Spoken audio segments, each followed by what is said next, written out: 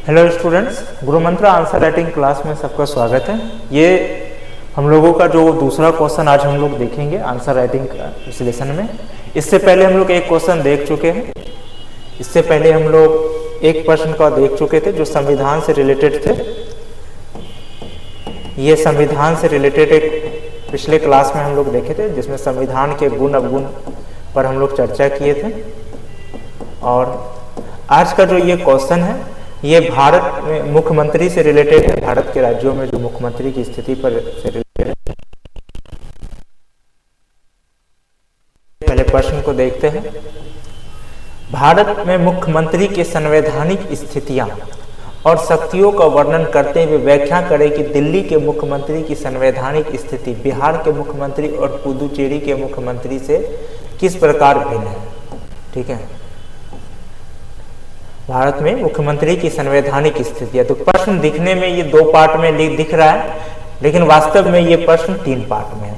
ये जो प्रश्न का उत्तर है, ये उत्तर हमारे गुरु मंत्र सिविल क्लास के पहले के स्टूडेंट के द्वारा लिखा गया है, जो बीपीएससी 67 के दौरान जो उन्होंने प्रैक्टिस किए थे बीपीएससी 67 क्लास के दौरान। ये कॉपी किनका है, ये उनका भी परिचय देख लेते हैं।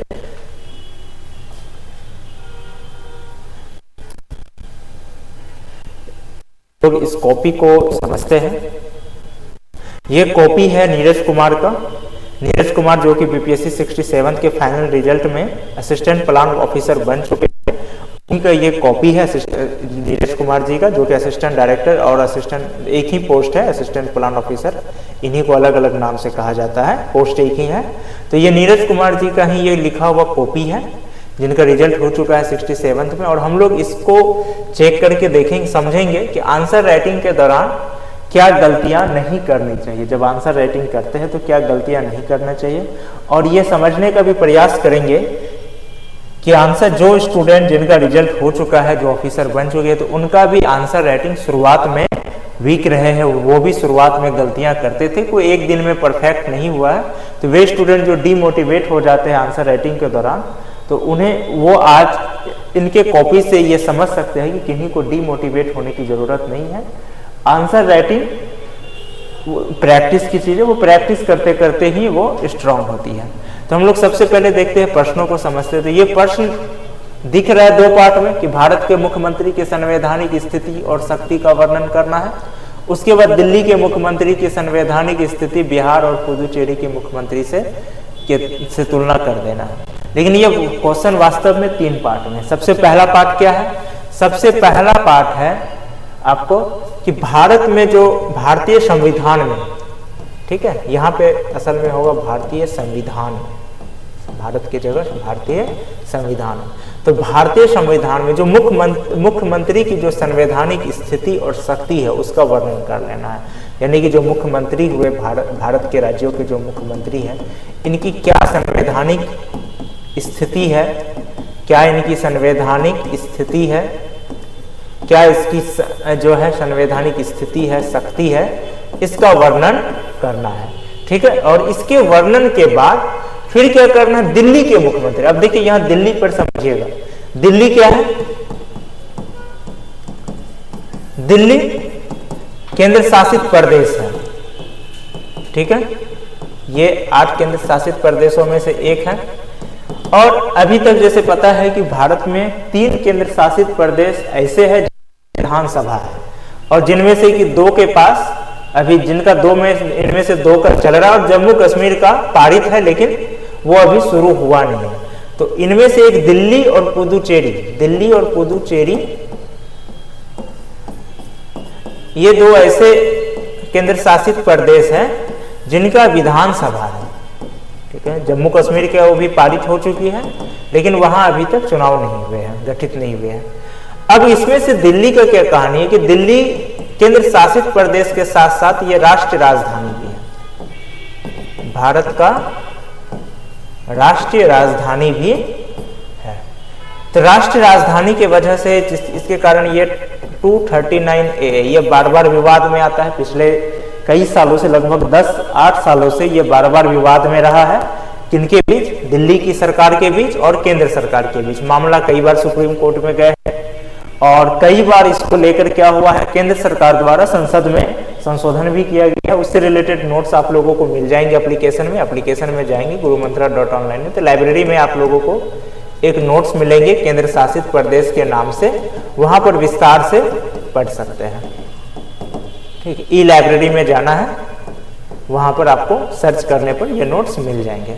तो इस वजह से अब क्या है कि दिल्ली चूंकि राष्ट्रीय राजधानी है, इस कारण यहाँ के जो विधानसभा द्वारा जो सरकार बनते हैं, जो दिल्ली के जो विधानसभा द्वारा जो सरकार बनेंगे, जैसे अभी वहां सरकार किसकी है, अरविंद केजरीवाल की आम आदमी पार्टी की, और जो पुडुचेरी में शायद अभी कांग्रेस की सरकार है, शायद अभी शायद कांग्रेस है या बीजेपी, शायद कांग्रेस ही है, ये माइंड में नहीं आ रहा। तो पुडुचेरी के जो वहां के जो सरकार बनेगी, जो वहां विधानसभा चुनाव के बाद जो सरकार बनेगी, तो इन दोनों सरकारों में भी अंतर रहेगा। यानी कि दोनों है केंद्र शासित प्रदेश, लेकिन दिल्ली जो राष्ट्रीय राजधानी है, इस कारण से यहाँ का जो सरकार होगा, जो यहाँ मुख्यमंत्री बनेंगे, और पुडुचेरी में जो सरकार बनेगी मुख्यमंत्री बनेंगे, उनकी शक्तियों में अंतर रहेगा। अब उदाहरण के लिए ऐसे समझिए, दिल्ली में जो पुलिस होती है, दिल्ली पुलिस, ये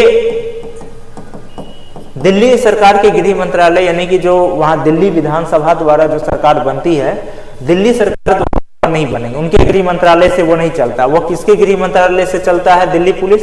ये केंद्र सरकार के गृह मंत्रालय से चलता है। जो केंद्र सरकार के गृह मंत्रालय होंगे उनके चलता है, उनसे चलेगा। वहीं पे जैसे बिहार है, बिहार पुलिस किसके अंदर काम करती है? जो बिहार गृह मंत्रालय है, जो बिहार पुलिस को, लेकिन दिल्ली में ऐसा नहीं है। तो ये अंतर हो जाता है, और भी कई अंतर आ जाते हैं। हालांकि पुलिस बेशक ये केंद्र सरकार के अंदर काम करती है, लेकिन ऐसा नहीं कि दिल्ली सरकार कमजोर रहती है। वहां एक और नियम है कि अगर कोई भी जो एफआईआर दर्ज होती है, तो एफआईआर में दिल्ली सरकार का सिग्नेचर लेना आवश्यक है। चार्जशीट में भी दिल्ली सरकार का सिग्नेचर रहना चाहिए। जैसे जब कन्हैया कुमार वाला विवाद हुआ था, तो उसमें एक विवाद चला था क्या कि कन्हैया कुमार अगर दोषी है तो सब दिल्ली पुलिस जो कि केंद्र के अंदर आती है, वह चार्जशीट क्यों नहीं दायर कर रही है कोर्ट में। तो चार्जशीट लेट होने का कारण यह था कि जो दिल्ली सरकार थी वो उस पर टाल रहे थे, वो उसका सिग्नेचर आवश्यक था, और वो सिग्नेचर करने में वो टाल रहे थे, जो भी राजनीतिक कारण से वो राजनीतिक कारणों से टाल रहे थे, फिर वो एक अलग विषय है। तो इस वजह से जो है वो चार्जशीट जो है कन्हैया कुमार का लेट से कोर्ट में दाखिल हुआ, तो इसका रीजन वही था। तो इस वजह से तो यही चीज, सवाल यही है कि भारत में क्या करना है, भारतीय संविधान में मुख्यमंत्री की स्थिति और शक्ति का वर्णन करना है, ये एक पार्ट हुआ। अब दूसरा है दिल्ली के मुख्यमंत्री, यानी कि दिल्ली ये क्या है, केंद्र शासित प्रदेश है, केंद्र शासित प्रदेश है। अब इसका तुलना किससे करना है? पहला तुलना करना है बिहार से। पहला किससे करना है? बिहार से। अब बिहार क्या है? ये पूर्ण राज्य है, पूर्ण राज्य है। अब दूसरा तुलना किससे करना है? दूसरा करना है पुदुचेरी से, पुदुचेरी से। अब ये क्या है? ये केंद्र शासित प्रदेश है, यानी कि यहाँ पर दो पार्ट, तीसरा पार्ट यही है। पहला पार्ट है भारत में भारतीय संविधान में मुख्यमंत्री की स्थिति और शक्ति का वर्णन। दूसरा, भारत में एक राष्ट्रीय राजधानी, केंद्र शासित राजधानी दिल्ली के मुख्यमंत्री का पूर्ण राज्य बिहार। ऐसा जरूरी नहीं कि बिहार ही रहेगा, क्योंकि ये 67 का क्वेश्चन था, तो बिहार था, उत्तर प्रदेश भी हो सकता है, हिमाचल प्रदेश भी हो सकता है, कुछ भी हो सकता है। ये इसलिए क्योंकि सबके सब पूर्ण राज्य, एक पूर्ण राज्य से तुलना करना, और दूसरा फिर खुद केंद्र शासित प्रदेश से करना। हो सकता है पुदुचेरी की जगह जम्मू कश्मीर भी रह सकता है कल के डेट में, जब वहां पे विधानसभा गठित हो जाएंगे तो जम्मू कश्मीर भी रह सकता है। तो सवाल इस तरह से ये 3 पार्ट में बटा हुआ है। अब हम लोग इनका आंसर का एनालाइज करते हैं कि जो ये आंसर लिखे हैं ये सही लिखे हैं, क्या गलती किए हैं, इस पर हम लोग देखते हैं। तो सबसे पहले हम लोग देखते हैं इनकी भूमिका को। जैसे कि हमेशा मैं कहता हर क्लास में मैंने बताया है कि आंसर राइटिंग में 4 चीजों को ध्यान देना आवश्यक है। पहला, शब्दों का चयन, ये बहुत जरूरी है। दूसरा, आपका भाषा शैली, आपकी भाषा शैली क्या है, शब्दों के और तीसरा होता है आप पॉइंट्स किस तरह से बनाते हैं, जो पॉइंट्स देते हैं वो पॉइंट्स किस तरह का रहता है। चौथा रहता है आपका इन सब का प्रस्तुतिकरण। कई बार जैसे पिछला कॉपी भी नीरज जी का ही चेक किए थे, जिसमें देखे थे उनका शब्दों का चयन भी अच्छा था, भाषा शैली भी बहुत अच्छा था, पॉइंट्स जो है वो भी बहुत अच्छा था, सारे के सारे सही थे, लेकिन प्रस्तुतिकरण में उनकी गलतियां थी जिनके कारण उन्हें कम अंक मिले थे। आज देखते हैं, ठीक है। तो यहाँ भी यही होना चाहिए था भारत के संविधान में, ठीक है, या भारतीय राजनीतिक व्यवस्था में, यहाँ पर भूमिका में देना था भारतीय राजनीतिक व्यवस्था में। भारत में ये थोड़ा ये उतना ज्यादा परफेक्ट नहीं बन रहा है ये सब, ठीक है। मुख्यमंत्री राज्य के जनता द्वारा अप्रत्यक्ष निर्वाचन के फलस्वरूप चुने गए प्रतिनिधि दल का नेतृत्व करता होता। तो ये लाइन इनका गलत है। लाइन क्यों गलत है? क्योंकि जो चुने गए प्रतिनिधि होते हैं, जैसे विधानसभा होता है, ठीक है, विधानसभा का चुनाव हुआ, इस चुनाव में जो चुने गए प्रतिनिधि होता है, जो भी प्रतिनिधि बनते होते हैं, इनका जो नेतृत्व, इनका जो नेता होगा, जो इनका नेतृत्व करता होगा, वो विधानसभा अध्यक्ष होगा। वो लोग अपना विधानसभा अध्यक्ष चुनते हैं, उनका नेतृत्व करता। विधायिका के अंदर मुख्यमंत्री वो कार्यपालिका का हिस्सा है। जैसे राज्य कार्यपालिका का राज्य कार्यपालिका, इसमें कौन कौन आते हैं? राज्य का जो राजनीतिक कार्यपालिका है, अस्थायी नहीं अस्थायी का, इसमें सबसे पहले आएंगे राज्यपाल, आते हैं मुख्यमंत्री एवं उनके मंत्रिपरिषद, मुख्यमंत्री एवं उनके मंत्रिपरिषद। पॉलिटी में ये सब चीजों का ध्यान देना बहुत आवश्यक होता है। फिर तीसरा आता है महाधिवक्ता, ठीक है, एडवोकेट जनरल जिसको कहते हैं। केंद्र में क्या होता है? वहां राष्ट्रपति के बाद एक पॉइंट बढ़ जाता है उपराष्ट्रपति केंद्र में। तो मुख्यमंत्री राज्य कार्यपालिका का हिस्सा होता है।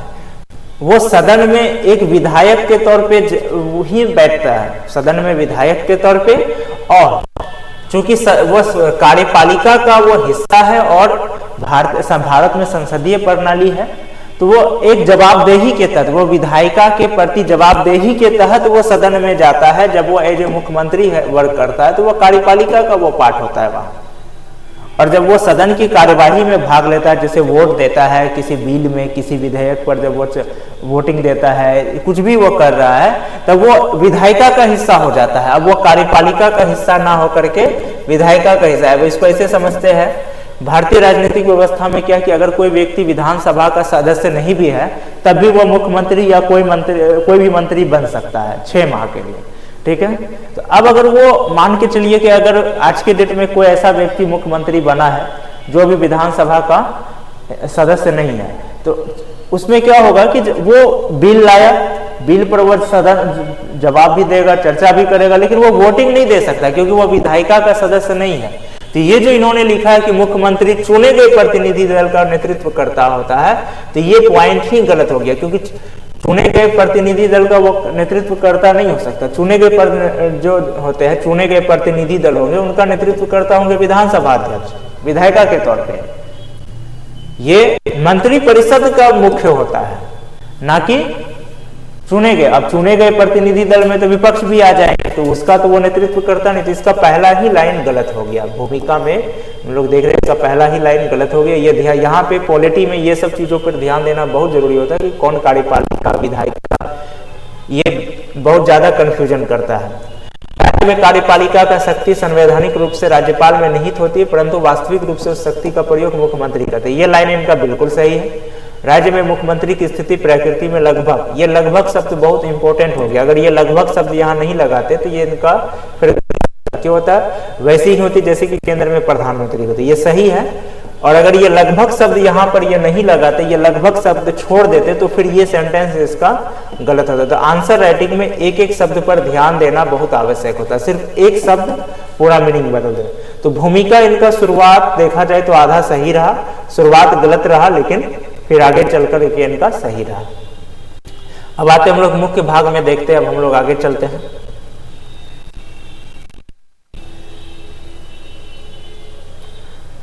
भारत में मुख्यमंत्री की संवैधानिक स्थिति।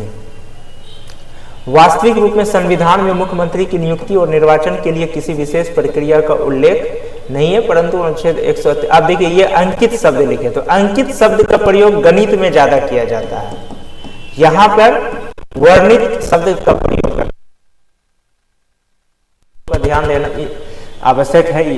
ये सब छोटे छोटे पॉइंट होते हैं जो आपके मार्क्स कम करते हैं, ठीक है। तो यहाँ पर वर्णित शब्द का प्रयोग करना चाहिए, क्योंकि अंकित सामान्यतः अंक जो होते हैं गणित में के लिए इसका ज्यादा प्रयोग किया जाता है, जैसे मूल्य वगैरह को दर्शाने में। राज्य में राज्यपाल को सहायता एवं सलाह देने के लिए एक मंत्री परिषद होगा, जिसका अध्यक्षता मुख्यमंत्री करेंगे। सही। अब जैसे ये नेक्स्ट अनुच्छेद का जब चर्चा है, अनुच्छेद है, तो इसको यहाँ पैराग्राफ चेंज कर लेना था, या फिर यहाँ से इनको एक अलग पॉइंट बना के लिखना था, एक साथ करने की जरूरत नहीं थी।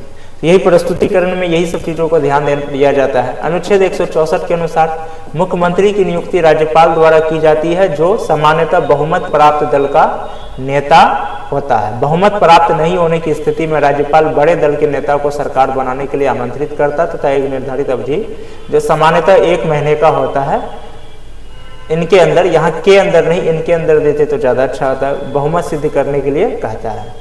यदि मुख्यमंत्री नियुक्ति के समय किसी सदन का सदस्य नहीं होता है तो उसे 6 माह के भीतर अनिवार्य रूप से किसी सदन की सदस्यता ग्रहण करना होता है। ऐसा न कर पाने की स्थिति में मुख्यमंत्री को पद त्याग करना पड़ता है। एक चीज यहाँ सही है, इनका सारा पॉइंट सही है, बस इनको करना क्या था कि यहाँ पैराग्राफ यहाँ से चेंज कर देना तो वह ज्यादा अच्छा रहता, ठीक है। फिर यहाँ से एक पैराग्राफ चेंज कर देना था, ये ज्यादा प्रस्तुतिकरण में यही सब चीजों पर ध्यान देना पड़ता था। बाकी इनके पॉइंट सही है। यहाँ एक चीज समझ ले, जैसे कि ये सवाल कई स्टूडेंट के मन में होता है, जैसे कोई अभी मुख्यमंत्री बना, 6 माह तक किसी सदन का सदस्य नहीं बना, फिर क्या हुआ कि 6 माह में वो रिजाइन कर दिया, लेकिन 6 मंथ के बाद वो रिजाइन के बाद वो क्या किया, फिर से दोबारा वो मतलब वो फिर से चीफ मिनिस्टर पोस्ट पे ले लिया शपथ रिजाइन देकर। तो ये कहीं संविधान में इसका कहीं भी विरोध नहीं किया गया, संविधान में इसको लेके कहीं भी स्पष्टीकरण नहीं है, लेकिन सुप्रीम कोर्ट ने अपने एक निर्णय में इसको लोकतंत्र के लिए सही नहीं बताया है। इसको कहा गया कि ये लोकतंत्र के लिए सही नहीं है, ऐसे संविधान में के अनुसार ऐसा कहीं नहीं है। ऐसा किया जा सकता है टेक्निकली तौर पे कि आप कोई व्यक्ति आज सीएम बना, 6 माह के अंदर वो किसी सदन का सदस्य नहीं बन पाया, वो रिजाइन देगा, फिर वो दोबारा शपथ ग्रहण लेगा। संविधान में कहीं भी इसको रोक नहीं लगाया गया है, लेकिन सुप्रीम कोर्ट ने इसको लोकतंत्र के लिए सही नहीं बताया है। तो यहाँ ये ध्यान रखने की जरूरत है।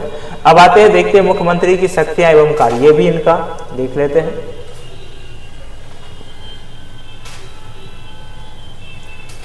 मंत्रिपरिषद के संदर्भ में, राज्यपाल के संदर्भ में, राज्य विधानमंडल के संबंध में अन्य अवशिष्ट सकते हैं। ये बिल्कुल ये चार्ट बनाया है, बार बार कहते, चार्ट बहुत जरूरी है। इस तरह के चार्ट से क्या होता है, कॉपी चेक करने वाले आपके जो विजन है उसको अच्छे से कम शब्दों में समझ सकते हैं। अब देखते हैं ये मंत्रिपरिषद के संदर्भ में क्या लिखा है।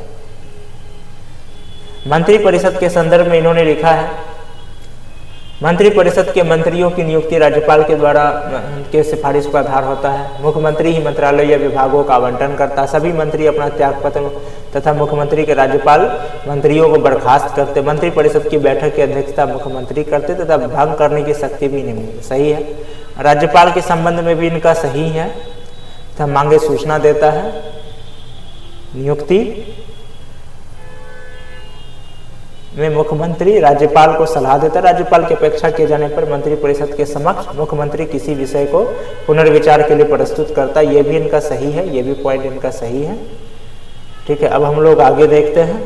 राज्य विधानमंडल के संबंध में मुख्यमंत्री राज्य विधानमंडल के सभापटल पर सरकारी नीतियों की घोषणा करता। वो विधानमंडल का सत्र बुलाने एवं स्थगित करने संबंधी सलाह राज्यपाल को देता है। विधानसभा को विघटित करने की सिफारिश भी मुख्यमंत्री ही राज्यपाल से करता है। ठीक है, ये सब पॉइंट इनका सही है। और जो इनका पीडीएफ पढ़ना चाहते हैं तो इनको आप एक तो टेलीग्राम में भी पढ़ सकते हैं। हमारे एप्लीकेशन है या वेबसाइट है gurumantra.online, जहाँ की ये वीडियो पब्लिश किया जाएगा, जहाँ से ये ब्रॉडकास्ट किया जाएगा, तो वहाँ पर भी आपको ये जहां ये वीडियो होंगे, वीडियो के साथ आपको ये पीडीएफ जो इनका लिखा हुआ है नीरज जी का ये पीडीएफ, वो वहां अटैच मिलेंगे, वहां से आप लोग पढ़ सकते हैं। यूट्यूब में तो आपको अटैच नहीं मिलेंगे, लेकिन एप्लीकेशन में या वेबसाइट में जो लाइव क्लास में जाने के बाद, लाइव क्लास में जाना है और वहां पर आंसर राइटिंग एनालाइज कोर्स में जाना है, आंसर राइटिंग एनालाइज कोर्स में, वहां पर आपको वीडियो के साथ साथ ये पीडीएफ भी अवेलेबल मिलेंगे। अब देखते हैं राज्य विधानमंडल के संबंध में, ये भी सही है। अन्य अपशिष्ट शक्तियां, प्रमुख प्रवक्ता होता है, राज्य का अध्यक्ष होता है, वह क्षेत्रीय करता, ठीक है, ये सब भी इनका सही है। अब यानी कि प्रश्न का जो पहला भाग था इनका सही गया है, ठीक है। अब हम लोग देखते हैं यहाँ पर ये नंबर देने का कोई मतलब नहीं समझ में आ रहा है, ये गलती से दे दिए है, ये 3 नंबर, ये देने की कोई जरूरत नहीं था। अब हम लोग देखते हैं इनका जो दूसरा और तीसरा पार्ट था, दूसरा क्या था, प्रश्न का दूसरा पार्ट था दिल्ली का मुख्यमंत्री का तुलना करना, दिल्ली के मुख्यमंत्री का तुलना करना, किससे किससे करना, बिहार से, यानी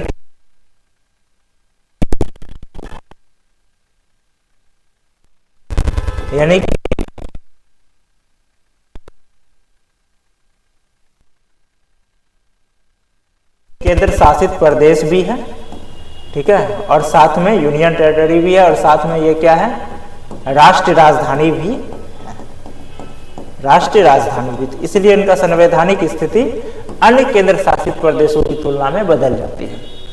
तो नीरज यहाँ पर करना क्या था कि आपको करना था, दिल्ली सीएम के पास वो कौन सी शक्ति नहीं है जो कि बिहार के सीएम के पास है, जैसे कि पुलिस का, जैसे बताए एक। दूसरा, बिहार सरकार क्या है कि वो अपने बजट से, राज्य बजट से जितना चाहे खर्च कर सकता है, लेकिन दिल्ली सरकार ऐसा नहीं कर सकती। उसके लिए उसको एक लिमिट होता है, लिमिट के बाद क्या होता है, केंद्र से अनुमति लेनी पड़ती है, ये एक अंतर रहता है। उसके बाद अगर मान के चलिए कि कोई ऐसा कुछ मतलब स्थिति या कुछ कानून भी ऐसे हैं जिसपे कि दिल्ली सरकार क्या कर सकती, केंद्र सरकार वो उस पर बना सकती है, दिल्ली सरकार को वहां अपेक्षा कर सकती है, बना सकती है।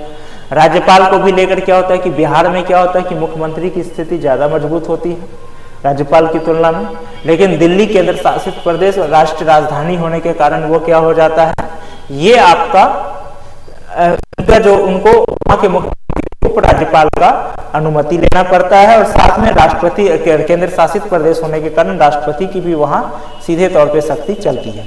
तो ये सब अंतर है। उसी तरह पुदुचेरी में फिर वही वाली एक आ जाएगी अंतर, एक तो गृह मंत्रालय से रिलेटेड कि वहां का गृह मंत्रालय को ज्यादा शक्ति प्राप्त है दिल्ली के गृह मंत्रालय से, और इनके अलावा और भी कुछ अन्य अंतर है जो कि आपको हमारे एप्लीकेशन के जो नोट्स है gurumantra.online में जाएंगे, यहाँ आपको ई लाइब्रेरी में जाना है।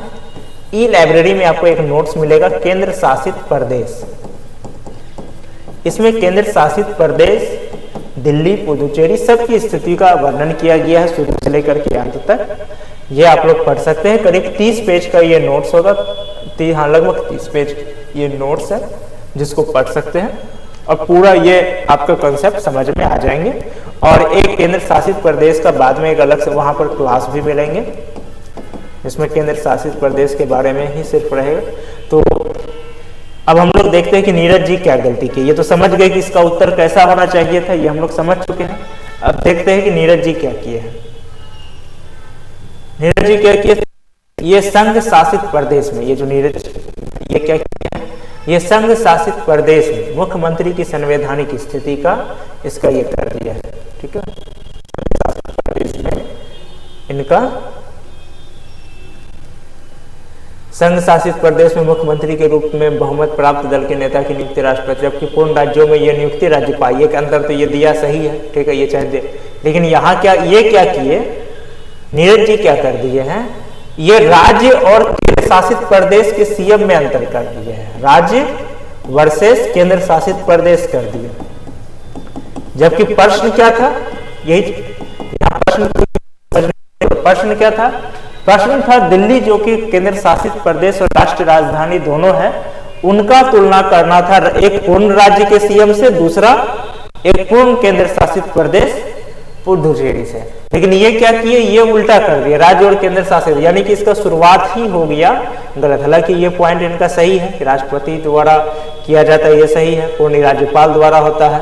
राज्य की तुलना में संघ शासित प्रदेश के मुख्यमंत्री के पास सीमित शक्तियां होती है। संघ राज्य में शक्तियों का विभाजन जनता द्वारा चुने गए मुख्यमंत्री एवं राष्ट्रपति द्वारा नियुक्त उपराज्यपाल के मध्य है, जिनमें उपराज्यपाल की स्थिति अधिक प्रबल होती है। ठीक है, प्रशासन की जिम्मेदारी राष्ट्रपति में निहित होने के कारण विशेष परिस्थिति एवं आपातकाल में संघ राज्यों के मुख्यमंत्री की शक्ति और भी कमजोर हो जाती है।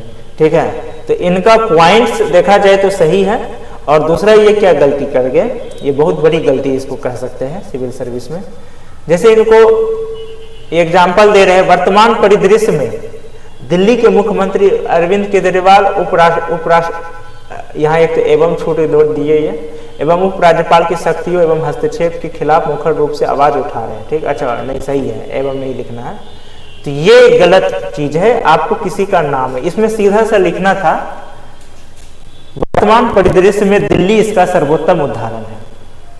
एकदम इसका सिंपल में देना, आपको किसी का नाम लिखने की जरूरत नहीं है, किसी भी व्यक्ति के नाम व्यक्ति विशेष का नाम लिखने का जरूरत नहीं। अब एक लाइन में लिख देते कि वर्तमान परिदृश्य में दिल्ली इसका सर्वोत्तम राजनीतिक उदाहरण है। सिंपल इसका ये कर देना था। तो इनका जो देख रहे हैं कि फर्स्ट पार्ट तो सही रहा, लेकिन सेकेंड पार्ट और थर्ड पार्ट ये दोनों क्या हो गया, ये लाइन से भटक गया, ये वीक हो गया। ठीक है, फर्स्ट पार्ट इसका सही रहा, फर्स्ट पार्ट इसका अच्छा रहा, स्ट्रांग रहा, सिर्फ एक शुरुआत का भूमिका में जो दो लाइन गलती कर गए। थर्ड पार्ट ये पूरी तरह से क्या हुआ, ये लाइन से ही ट्रैक से ही भटक गया। तुलना तो ये कर दिया, लेकिन जो तुलना करना था इनको दिल्ली का बिहार एवं पुडुचेरी के साथ, लेकिन ये कर दिया राज्य एवं पूर्ण राज्य एवं केंद्र शासित प्रदेश के सीएम के साथ, तो ये इनका ट्रैक से भटक गया, तो ये गलत है। और इनका अब अगर जिनको ये अंतर समझना है दिल्ली और पुडुचेरी का एवं दिल्ली का बिहार के साथ और पुडुचेरी के साथ, यानी दिल्ली के पूर्ण राज्य के साथ और एक पूर्ण केंद्र शासित प्रदेश के साथ क्या अंतर है, तो आप लोग गुरुमंत्रा.online का ई-लाइब्रेरी में आप लोग नोट्स पढ़ सकते हैं। केंद्र शासित प्रदेश नोट्स का नाम है, या फिर टेलीग्राम चैनल में भी मिल जाएंगे। ठीक है, तो इनका उत्तर 3 पार्ट में एक पार्ट सही रहा। तो अगर यदि मुझे इनको मार्क्स देने के लिए दिया जाए कि इनका कितना मार्क्स मिलेंगे, तो इनमें इसको मिलेंगे कल के ही इक्वल जाएंगे, इनको 3.5 मार्क्स इसको मेरे तरफ से इनको मिलेंगे इनके कॉपी में। क्योंकि फर्स्ट पार्ट काफी अच्छा रहा, तो इस वजह से इनको थोड़ा सा गया, और सेकेंड पार्ट में भी कुछ पॉइंट सही रहा, तो 3.5 मार्क्स यानी 3.5 मार्क्स इनको मिलेंगे। तो काफी पुअर मार्क्स देख रहे हैं कि इनको मिल रहा है, इनको एक पुअर मार्क्स ही मिला जाएगा, लेकिन कोई फर्क नहीं पड़ता है, क्योंकि इनको अब ये वो कॉपी है जो इन्होंने शुरुआत के दौरान इन्होंने लिखे थे। जब कॉपी ये वो कॉपी है जब ये स्टूडेंट टाइम में थे, तब ये शुरुआत के दौरान लिखे थे। ये इनका सेकेंड कॉपी है। तो इससे समझ सकते हैं किसी का आंसर में कमजोर हो रहा है तो उनको घबराने की जरूरत नहीं है, वो धीरे धीरे सही हो जाएंगे आंसर राइटिंग। इनके जो मार्क्स मिल रहे हैं, केवल इनको 3.5 मार्क्स मिले हैं, तो इससे समझ सकते हैं कि अगर आपका आंसर राइटिंग कमजोर भी हो रहा है तो आपको घबराने की जरूरत नहीं है, वो धीरे धीरे सही होंगे। और इन्हें जो पेपर, जहाँ तक इनको जो पेपर 2 में जो मार्क्स प्राप्त हुए हैं फाइनल एग्जाम में जब रिजल्ट हुआ, तो ये करीब 140 प्लस है, यानी कि इस हिसाब से चले तो काफी ज्यादा मार्क्स ये प्राप्त किए अभी के हिसाब से। तो आंसर राइटिंग रेगुलर प्रैक्टिस करने से सुधार हो सकते हैं। जिनका नहीं हो रहा उनको घबराने की जरूरत नहीं है। अब कल हम लोग तीसरे प्रश्न को लेकर चलेंगे जो इनके ही कॉपी होंगे, और हम लोग वो किसी और विषय पर होंगे, जैसे कल वाला संविधान पे थे, आज वाला दिल्ली पर है, सॉरी मुख्यमंत्री पर है। कल हम लोग किसी और पेज पे चलेंगे। क्लास जुड़ने के लिए धन्यवाद।